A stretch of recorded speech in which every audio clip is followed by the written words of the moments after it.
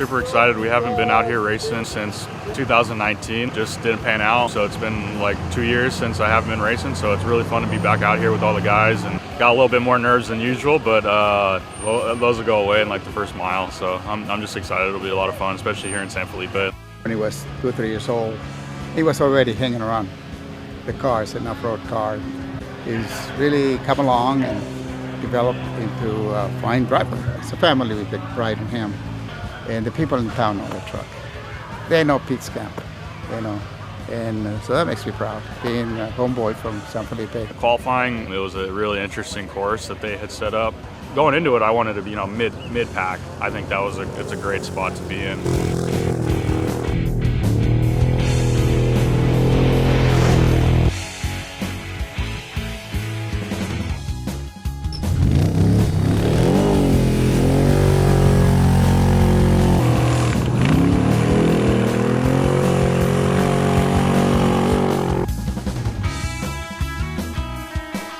XTT's grown so much in the 2 years that we've kind of like taken a little time off. It's going to be an interesting race. Obviously the young kids are going to be pushing like hell. It's the 250, so it's a sprint race, but also too, there's going to be a lot of attrition today. Our plan is really get to our main pit at Morelia Junction, which is like race mile 125, and kind of take it like 85% to there and kind of figure out where we're at and just keep pushing from there.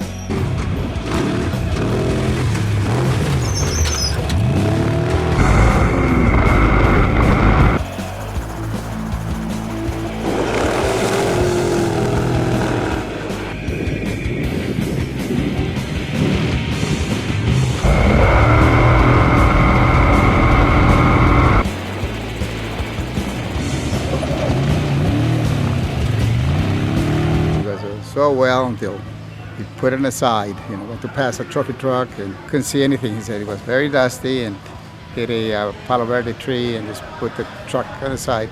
He was up on time, corrected time. He was up in 4th place. The truck is fine, it was just cosmetic, but by the time somebody got to him to help and turned the truck over, 2 hours had passed. So he said, they call it for a day. But, he learned to accept those things, that's Baja. Baja gives and Baja takes, Sometimes you win, sometimes you don't. We'll come back and do it again. That's what we work to be out here in San Felipe on a truck racing.